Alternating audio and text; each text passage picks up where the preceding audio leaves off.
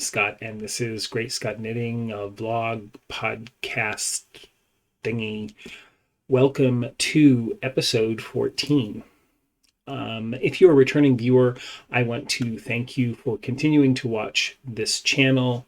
And if you are new to this podcast, I want to thank you for checking it out. I hope you enjoy the content you find here.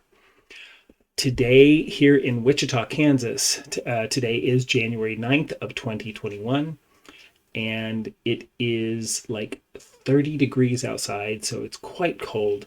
Partly cloudy day. We're hoping to reach about 45 today, but that's probably going to be late this afternoon. So it's going to be pretty chilly today. I'm going to be staying inside.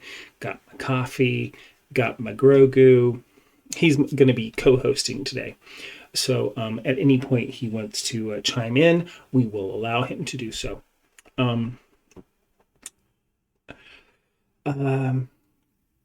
Crazy things going on in the world. Not going to deny it, especially here in the United States. If you have been paying any attention to what's going on in the United States, especially if you're from outside, we had some craziness in our capital at Washington, D.C. Not going to go into all that I feel and believe about all that, but ultimately, here's this. The world keeps spinning around. Tragedies happen in our personal lives. Tragedies happen in the world. I mean, there's a plane missing that took off from Indonesia today. So I believe there's like 50 people that were on board that is missing. The world keeps spinning. The world has not ended. And as long as that is the case, then our story is not at an end, and we continue. And there's always then the chance to make the world better. So as long as it's spinning, we have the opportunity to increase joy and increase happiness and increase prosperity and increase our knitting stash and increase our knitting skills. And so let's get into the knitting. So what have I gotten done over the past couple of weeks since I last talked to you guys? Big for me.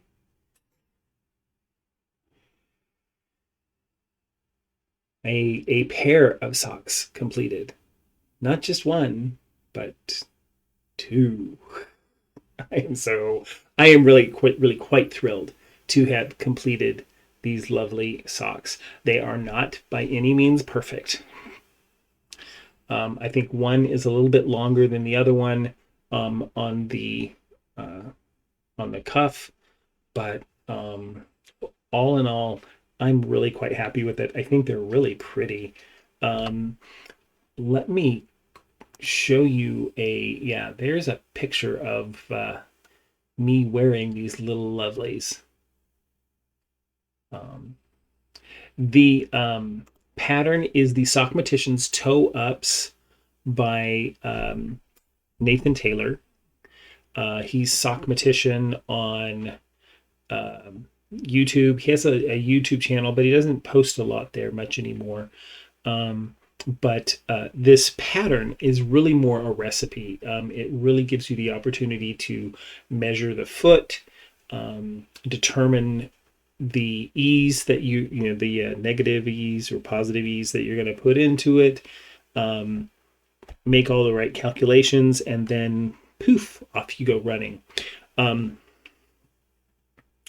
Really simple. I added a 2x2 ribbing across the top. Let me get rid of that pattern. So I added this 2x2 ribbing across the top, which gives it a very snug feel. And then once I passed the heel, I did 2x2 ribbing for the entire leg as well as the cuff. So it has a really nice snugness to it. Yeah, so I got those done. I think they're lovely. They're extremely soft. It's a little, it's an 80/20 superwash merino wool nylon blend. So they're very soft. They're really pretty. But that is the only thing I've gotten done. Does not mean I haven't been working. I have been working on some other things. For those of you who may not know, and of course I don't talk about it very much, I have been, I was laid off in February of 2020, and I am not yet re-employed, which makes things rather challenging. That's, again, why you won't be seeing any acquisitions this month or anytime in the near future, because right now things are starting to get a bit on the tight side. That being said, I have a employer or potential employer on the hook for, meaning that we're in a conversation of potentially getting some employment. So I will keep you in the loop if anything moves on that front.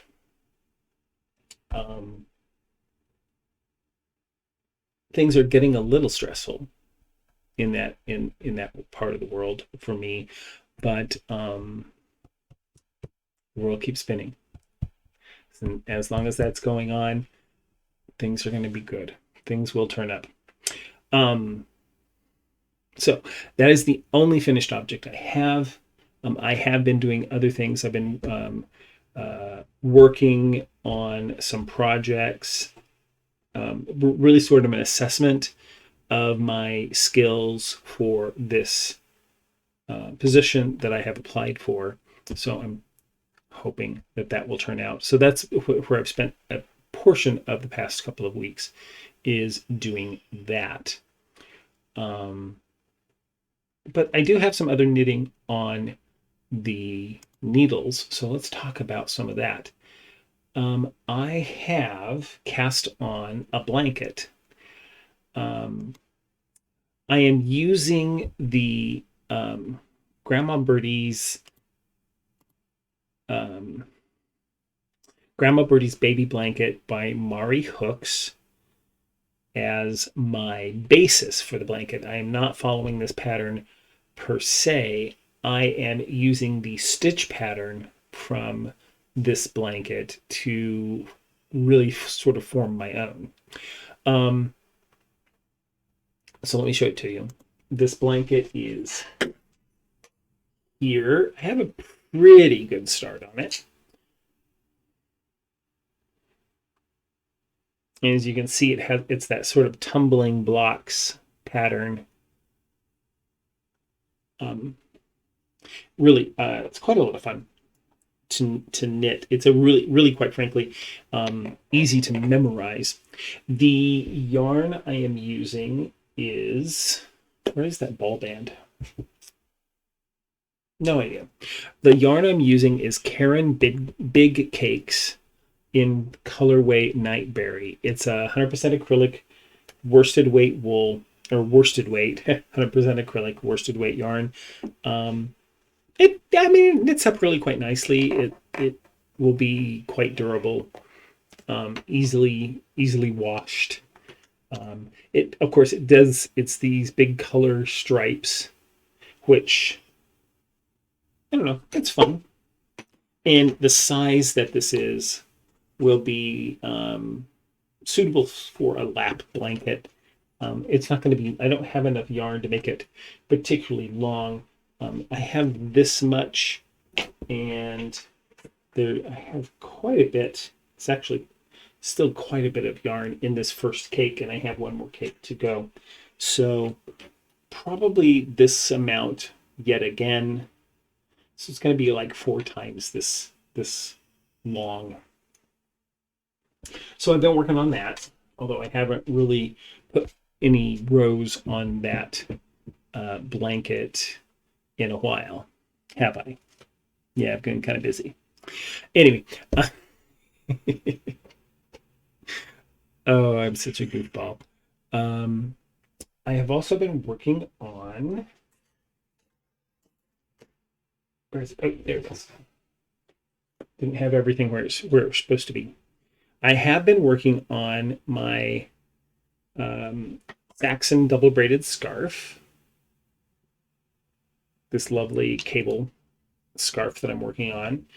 I'm using the Knitology worsted merino yarn in Concrete Jungle.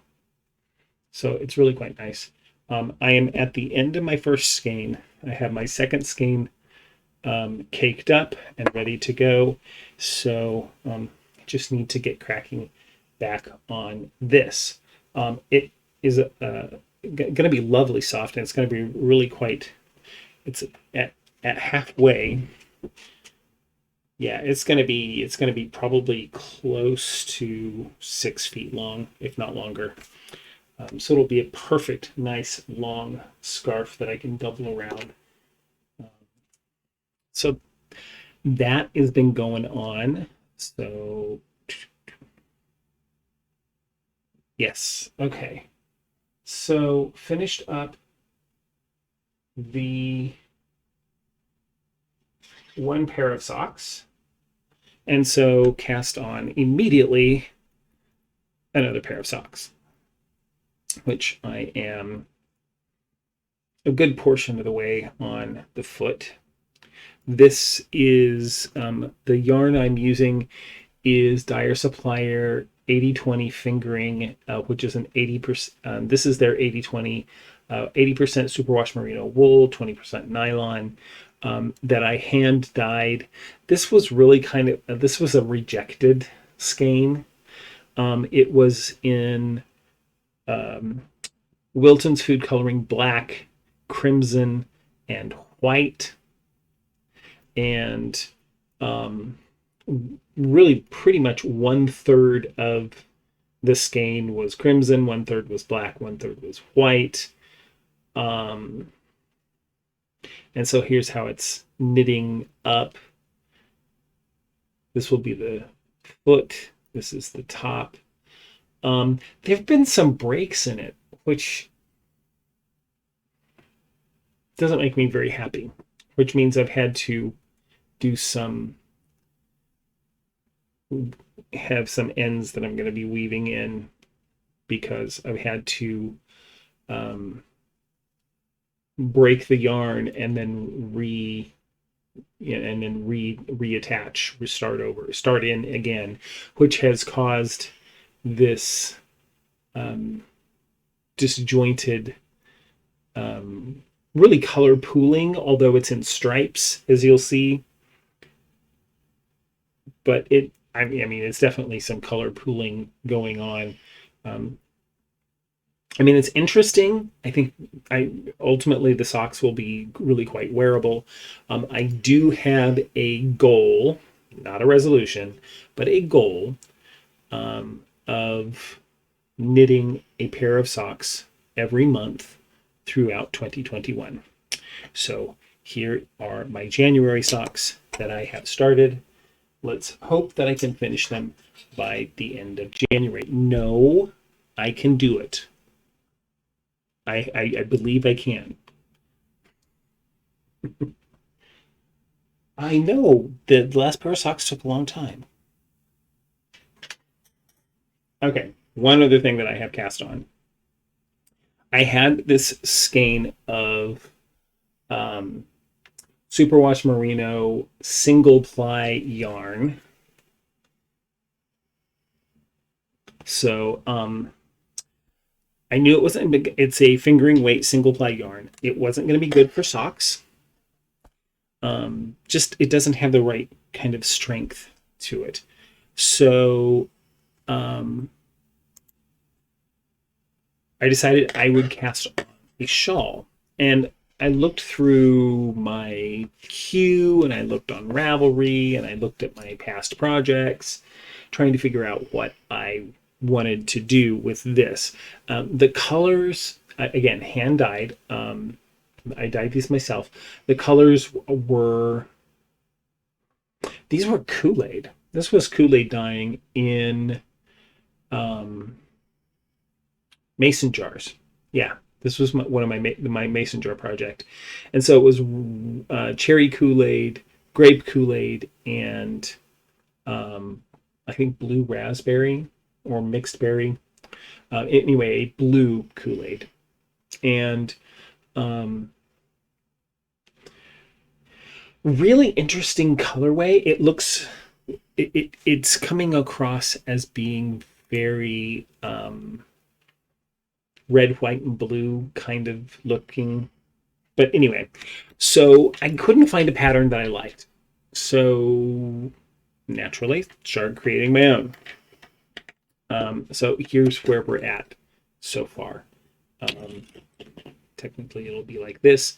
It is a bias shawl, but not asymmetrical. It is definitely going to be a symmetrical shawl, or symmetrical-ish. So it's some basic garter stitch sections. Of course, starting off with garter, has a garter stitch band here, and then in between the garter stitch bands, I have some eyelet lace. It's called the open hourglass, open work hourglass is what it's called, I believe. Anyway, it's lace made with double yarn overs, so they're nice and open. I mean, because of the busyness of the colors, any kind of stitch definition, or like, I played around with doing a knit purl pattern in with this. So actually having 3 sections: garter stitch, the lace section, and then a knit purl section, which did like a King Charles brocade look to it. Completely lost. Couldn't see it because the color work is so busy. So I started over, took that out, and I'm just doing the garter stitch and the lace panel. Now, again, you're not going to see the stitch definition in the lace because there is some shaping around the eyelet holes, some stitch shaping. If you know much about lace knitting, you can get some nice lines and things around your lace holes.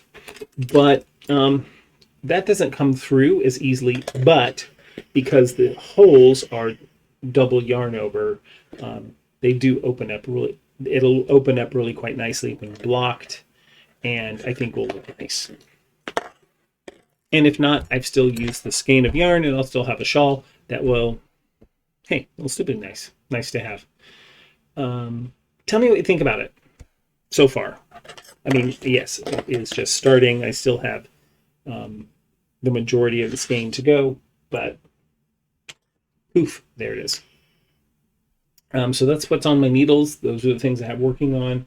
I'm going to not cast anything else on in January, more than likely, until I get at least the socks and the shawl done. And then I may go ahead and, if I can get those socks done before the end of the month, I'll probably go ahead and cast on February socks, but we will see. I do have quite a few skeins of sock weight yarn, and I also have a couple of skeins of sport weight that I could use that I've dyed up. I love this one, but I really love how this one turned out. This is the one that I was iffy on as I was doing it, because it really sort of looked like summer melons, But then I toned it down with some browns, and then it warmed up. It became really a lovely skein of yarn. And then of course I love this one. The blues and blacks and purples are just very moody and fun. Anyway, those might be my next pair of socks, is going into the sport weight as opposed to the fingering weight. We will see. Okay. Those are my works in progress. Oh yeah. So I want to remind you, in the last episode, I showed you a pattern that I created and uploaded to Ravelry for my creative checkerboard cowl. And that is out there. It is a paid-for pattern, but by watching this show, you can get that for free and download that for free from Ravelry using the coupon code GSK. What is it? Oh yeah, GSKFreeCowl. GSK standing for GreatScott Knitting. Free cowl, all one word. That code is in the notes below. So be sure and go check that out. Grab that cowl and cast it on, and then let me know what you think about it. I think it'll look great in any kind of yarn that you choose to use. I used a very highly variegated yarn, so you can feel the texture. You really don't see it dramatically, but I thought it works because I don't know, it's fun. It's a really easy knit, very easy to memorize, and quick to knit up. So if you find that you need an extra cowl with the polar vortex bearing down on you, that might be a great project to cast on. So yeah, so be sure and go check that out. Grab that off our Ravelry. All right. So what have I... That's it for my knitting. Pretty much. Not much else going on. I am still playing some Pokemon Go on occasion. Slowed down a little bit, but yeah, still occasionally going out and capturing some Pokemon and evolving them and having fun with my niece and nephew.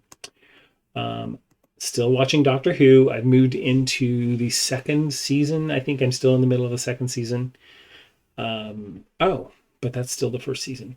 I moved into the second season with David Tennant. He is, I would have to say, he is one of my favorite of the new set of doctors that they have. Saw online that the new doctor is considering retire or leaving the show after the third season. I think right now I believe it's only a very strong rumor, but it very well may be true, which will be sad, but it'll be also interesting to see how they continue to evolve the Doctor into the future.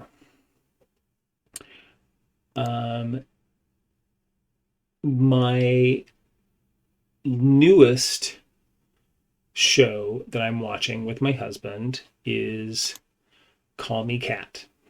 Now, we love Mayim Bialik.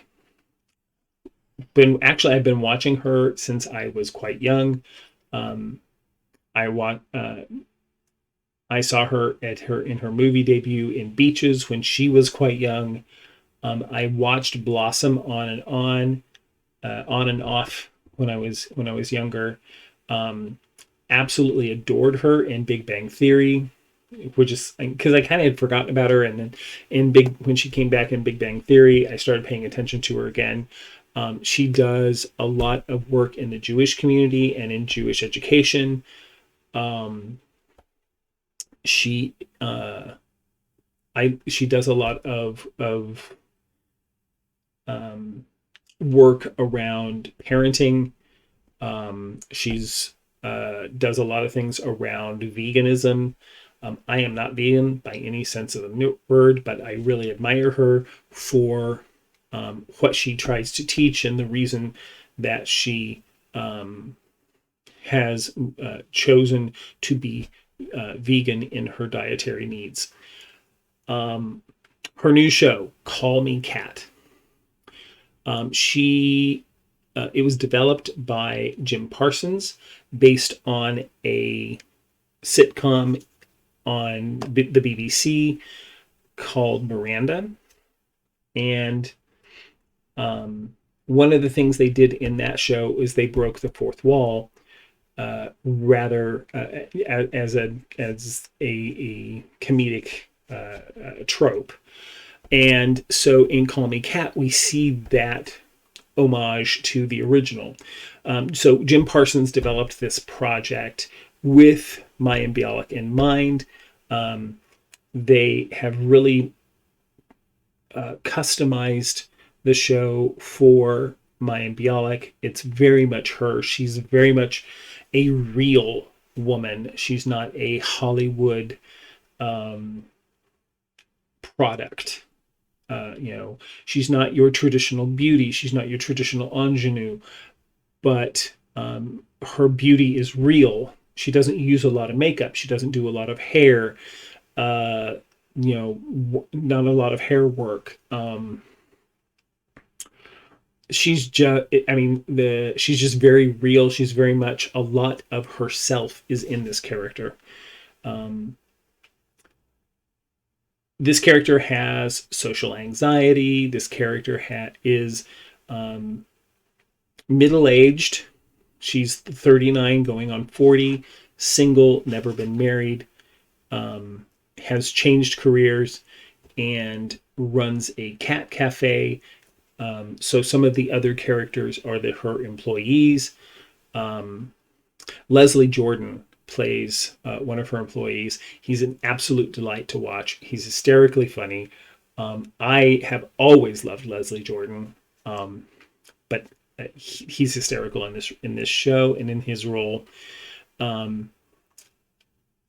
Cheyenne Jackson plays her love interest, I guess. There's this sort of sexual chemistry between them, even though the actor Cheyenne Jackson, we know, is a gay actor.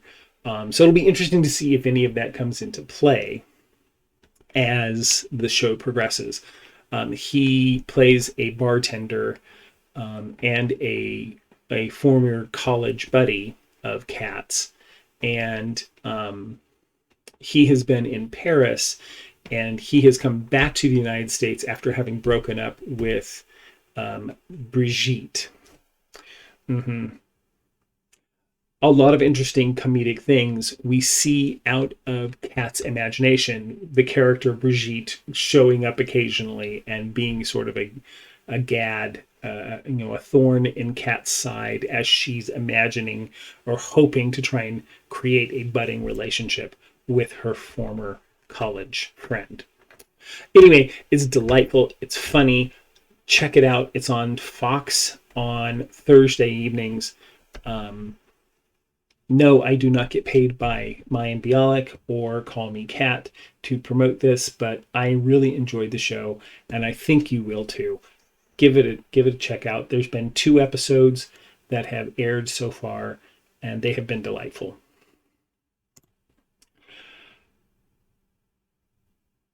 So, Grogu. I'm using his name now because it's been a while. If you have not seen The Mandalorian, the child has a name, and it's really quite lovely, and it's hysterical. If you've not seen the episodes where we learn his name, it's absolutely hysterical. Because occasionally you'll say Grogu, and he'll be like, He'll attend to his name, which is really hysterical. Anyway, blah. A little bit of spoiler there. Sorry if you haven't watched it. It's hysterical. All right, so what else is going on? Oh, it's class time. I told you it'd come back. So in 2021, we are going to continue talking about yarn and its makeup. Last year, we talked about the different fiber types, the protein fibers, the plant-based fibers, the cellulosid fibers, which are plants that are treated like non-natural fibers. And then, of course, you have your synthetics. So now we're going to move into talking about spinning and how, and believe me, I'm not going to talk about hand spinning. I know nothing about hand spinning. I'm going to keep this relatively simple and talk about professional spinning in a really high level nature. I'm not going to go deep into what all of this is.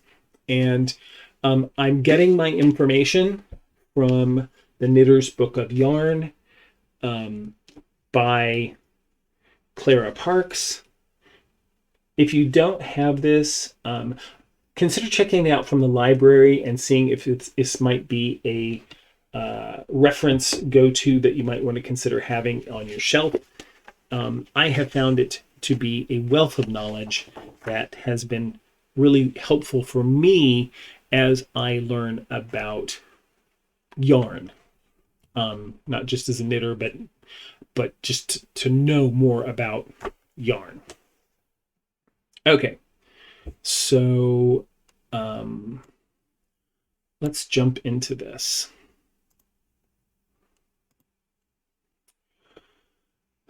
So you have your fleece, and the fleece gets cleaned. I'm going to sort of relate primarily to wools, but I mean this is true for any kind of fiber as well. So one of the first things that happens before it gets spun up into yarn is that it is carded.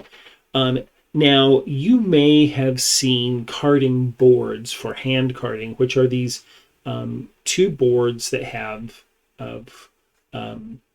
little metal hooks or little metal teeth that are kind of bent on them.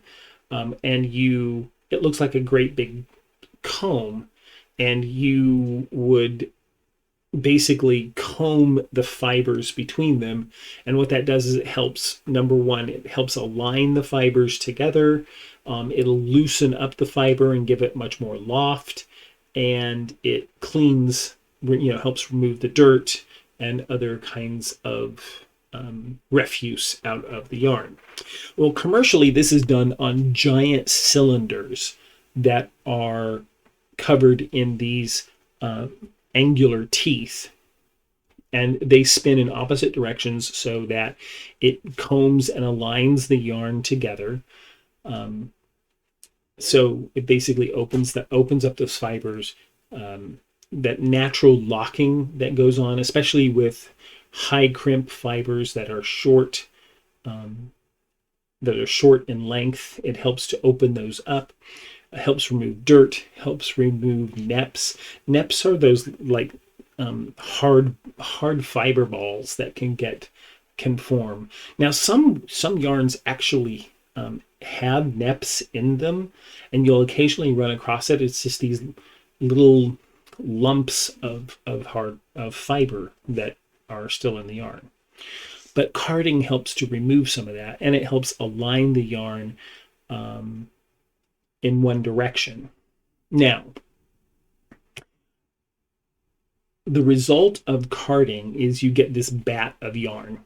Now, it's usually very fluffy or lofty, a jumbled blend of these fibers. And then you can then go from this bat and pull the fiber into some long continuous strips that are called slivers. These slivers will often then result into being called something like roving, Now, this is a point at which yarn can be spun when the fibers are in this roving stage. This roving stage will often include short and long fibers that are not necessarily in uniform direction.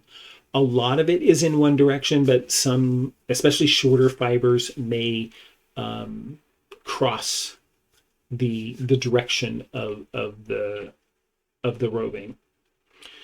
I hope that makes some sense. So it's not in a uniform direction. All the fibers aren't in a uniform direction in a roving.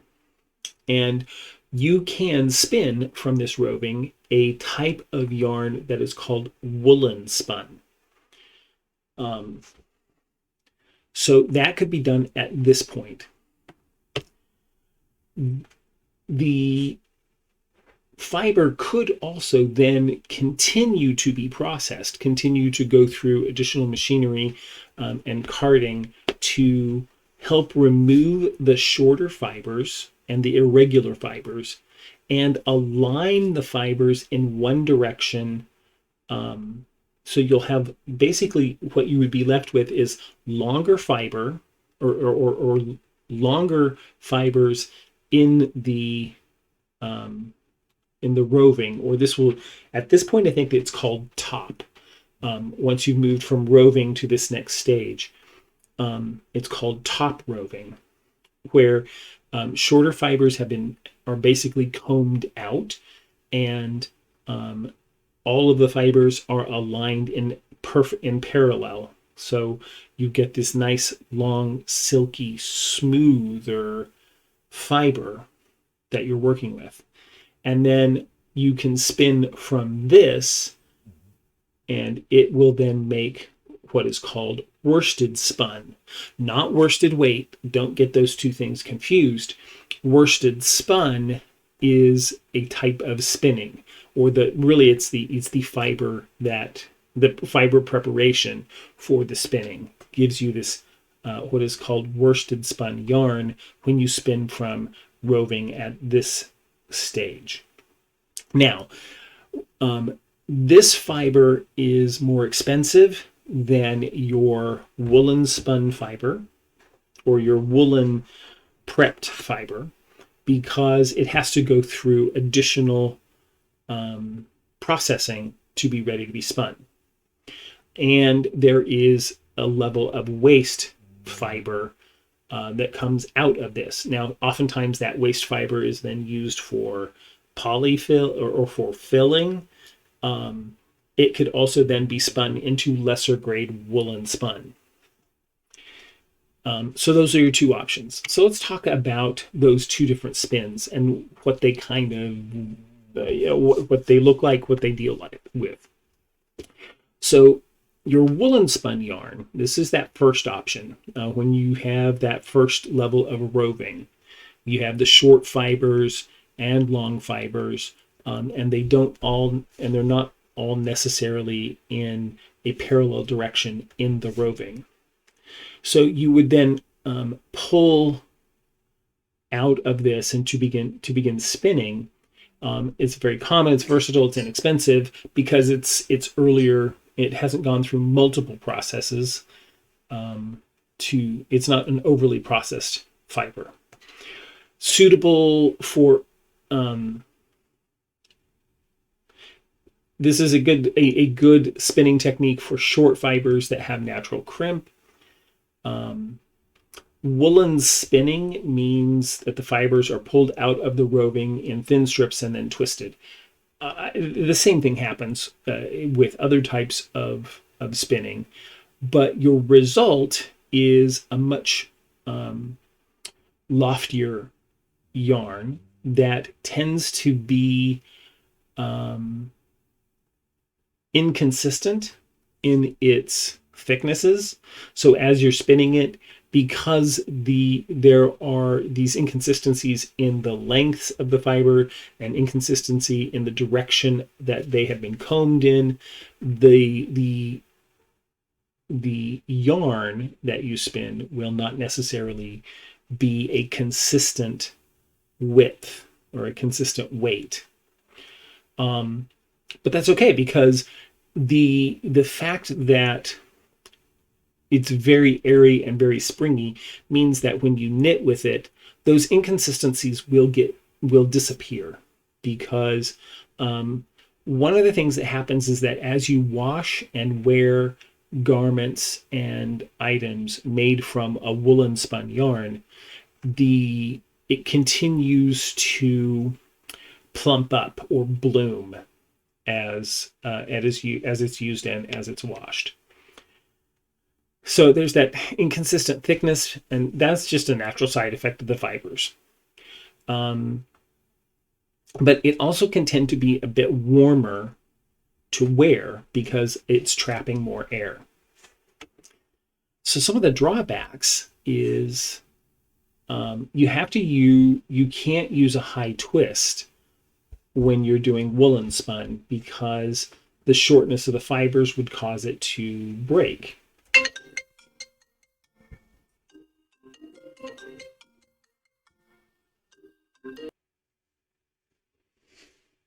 Okay, slight interruption there. So we were talking about woolen spun yarns and the drawbacks. So it takes minimal twist. A higher twist is going to make it a bit more brittle because of all of the loose fibers. Now, because of that, it also tends to be a little less durable, making it somewhat unsuitable for sock yarn, and to knit socks with it. But because of its fluffiness and stuff, it becomes really good for you can do shawls and scarves and cowls, things that don't require a level of durability, but you're going to gain a level of additional warmth. Having multiple plies can help increase that strength and durability, but if you were going to use this for socks or even say mittens, consider adding a nylon thread to your knitting to help give it an additional strength.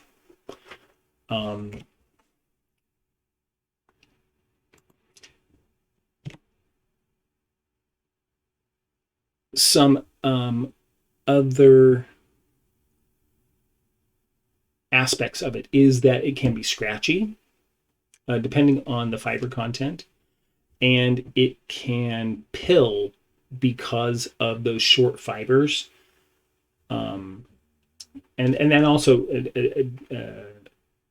can lend to the scratchy feel. So if it were say not a merino wool, but more of a just kind of a generic wool, those short fibers could cause it to feel somewhat scratchy because they're a bit more coarse.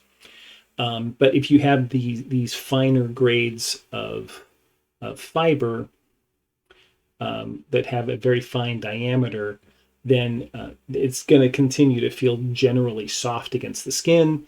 But because of those short fibers, there is the potential higher potential for pilling, or for those short fibers to roll up into little balls. Those can easily be dealt with by shaving them off if you get a little shaver, or picking them off gently. Also, this type of yarn, or this woolen spun yarn, does not lend itself to stitch patterns that require a level of stitch definition. For example, cables may not be particularly suited to this type of yarn. So that's one of the kind of things you want to consider when using a woolen spun yarn, or a yarn that has this level of an inconsistent weight and somewhat a bigger halo, or fluffier. is that those really won't work as well for doing cables or highly defined stitch patterns where you want those stitch patterns to pop out. So that's one thing to keep in mind as you're looking at the yarn and considering patterns to knit from the yarn is it woolen spun or a woolen spun like yarn? So that takes us into worsted spun.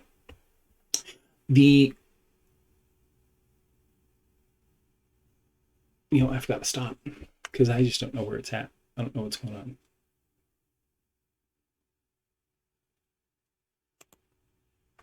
No, we're good. Worsted spun yarn. Okay.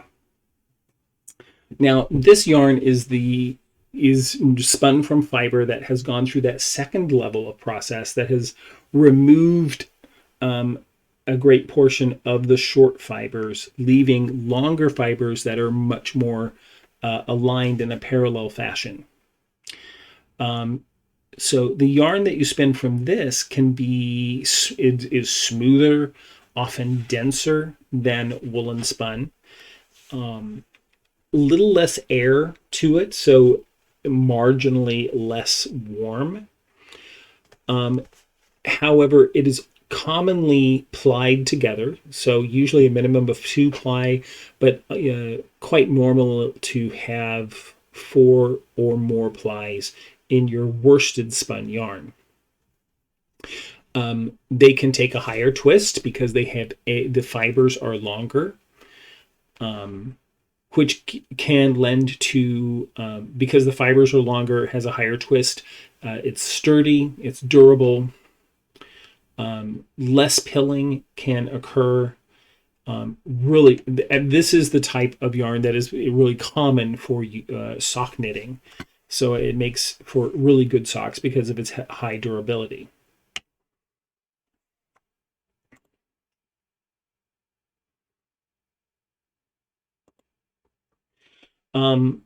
Knitted fabric from worsted spun yarn can often be lustrous, reflective quality, great for stitch definition like cables, or that pattern that I was talking about. So if I was using a solid color worsted spun yarn, it'd be great for those knit purl patterns where you really need to see that stitch definition. And it's also really good for color work because it gives you that very strong demarcation from one color to another. Now you can do color work with the worsted spun, but they're going to blend. The colors could easily blend together a bit more than you would see in the worsted spun. Worsted spun, you would see, it's like here's red, here's blue, and with woolen spun, there'd be sort of this. There wouldn't be a strong line between the two. It'd be more fuzzy. So there'd sort of be a blending in between the two. Not necessarily, I'm not saying it would become purple. I'm saying there'd just be more, the strong demarcation of one color to another would not be as strong as with worsted spun. So there. That is that, as they say.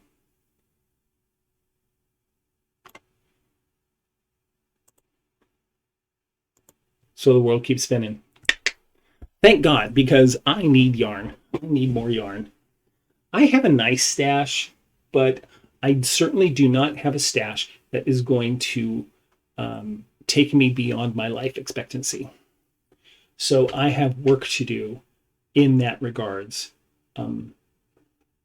I've come to believe that he who dies with all the yarn wins, and I am far behind in my yarn collecting and in my yarn stashing and my stash enhancements.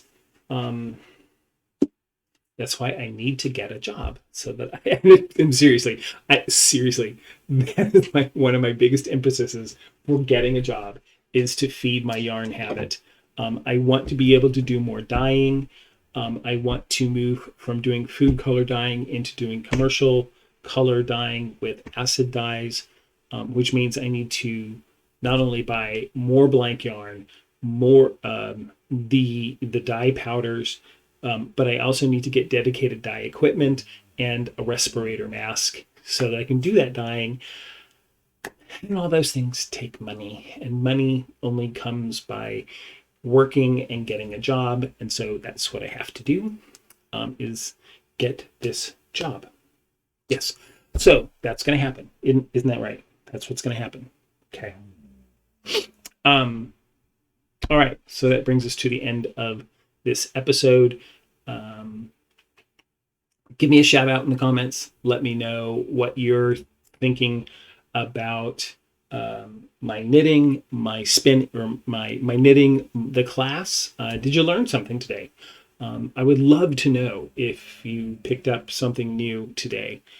I love sharing my dyeing and that journey as well with you. So be sure and go check out the other videos on this channel, past vlog videos, past dyeing videos, past unboxing videos, any of that. Go check them out. I did receive some really lovely messages earlier this year that confirmed my desire to do these vlogs, these podcasts, this thingy that I do. So thank you for continuing to give me that confidence. So yeah, let me know what's going on in your world. Talk to me in the comments. I would appreciate that. You can find me on social media. I have a Facebook page called GreatScott Knitting. I am on Instagram as GreatScott Knitting. I am on Ravelry as GreatScott KCMO. And I have a Ravelry group, which I will link to below as well. So yeah. So thank you for watching this episode. Thank you for checking out this channel. If you're new, be sure to hit the little thumbs up icon if you enjoyed this episode, and click on subscribe if you want to continue checking out what I have on this channel. And there's a little bell icon next to that. When you click on that, you'll get notifications when I upload new content, so you'll never miss an episode of what I'm up to. In a couple of weeks, I will probably, my goal is to have a dyeing video uploaded. So I need to get into the kitchen and do some dyeing. Other than that, we'll be back with another vlog cast in a couple of weeks. So until then, may you have peace in your home and fullness of joy for all who dwell there. Bye-bye.